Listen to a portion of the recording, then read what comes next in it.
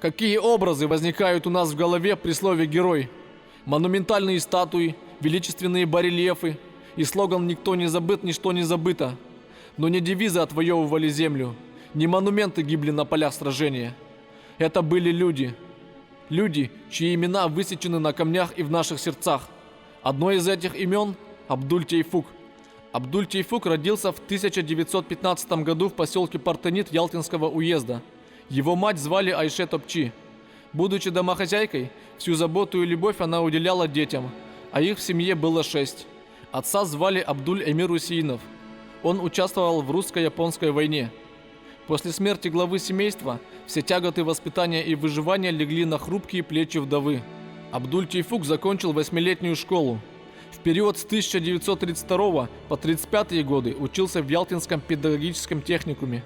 После поступил в Крымский государственный педагогический институт имени Фрунзе.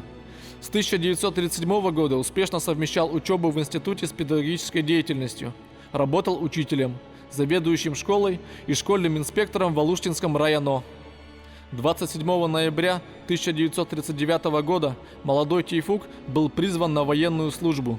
В июне 1941 года успешно окончил Орловское пехотное училище. Война для него началась 27 июня 1941 года, когда он был в звании младшего лейтенанта. Абдуль-Тейфук воевал в составе 2-го стрелкового батальона 175-го гвардейского стрелкового полка 58-й красногвардейской стрелковой дивизии. Известно, что в 1941 году он принимал участие в сражениях Западного фронта. Дважды был тяжело ранен. В конце 1941 года Абдуля Тейфука назначили командиром 2-го стрелкового батальона и присвоили звание гвардии капитан. 16 декабря 1942 года получает 3-е ранение. В этом же году воюет в составе Западного, Донского, Юго-Западного и Степного фронта. 6 августа 1943 года Абдуль-Тейфук за мужество и героизм награжден орденом Отечественной войны 2-й степени, а 4 ноября награжден орденом Отечественной войны 1-й степени. Тейфук Ага принимал участие в битве за Днепр в должности командира 2-го стрелкового батальона 57-й армии Степного фронта. В этой битве он проявил свои исключительные способности. Вот как характеризует своего подчиненного командир 175-го полка гвардии полковник Былинкин.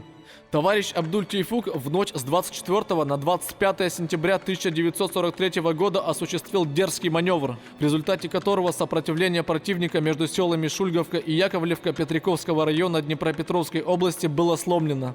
175-й полк смог продвинуться вперед на 10-12 километров и прочно закрепиться на левом берегу Днепра. 26 сентября стрелковый батальон схода форсировал Днепр и без потерь в личном составе и технике закрепился на Пушкаревском острове.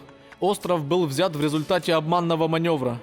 Огонь противника отвлекался на выставленные у левого берега лодки и плоты, а ударная группа бойцов Тейфука тем временем, маскируясь мусором, плывущим по реке, подобралась к острову и внезапным ударом овладела им, уничтожив немногочисленную охрану.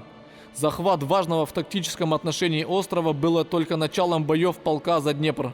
В октябре 1943 года во время этих боев отважный офицер вновь был тяжело ранен. За умелое командование батальоном в боях при закреплении плацдарма на правом берегу Днепра и личное мужество Абдулю Тейфуку указом Президиума Верховного Совета СССР от 20 декабря 1943 года присвоено высокое звание Героя Советского Союза с вручением ордена Ленина.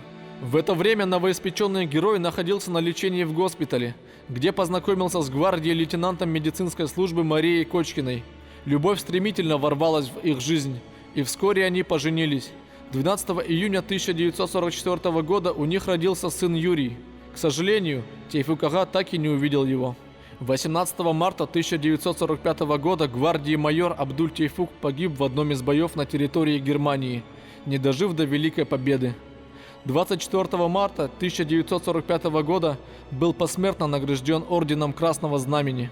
Тело героя доставили во Львов и со всеми воинскими почестями похоронили на величественном холме славы. Решением военного совета Первого Украинского фронта здесь производили захоронение героев, погибших при освобождении Польши и в операции по взятию Берлина. В родном поселке героя установлен памятник погибшим воинам, на котором первым высечено его имя. В микрорайоне Ак-Мечеть города Симферополь именем героя названа улица. Новое поколение нуждается в примере героев. Важно лишь не забывать тех, кто погибал ради нашего настоящего.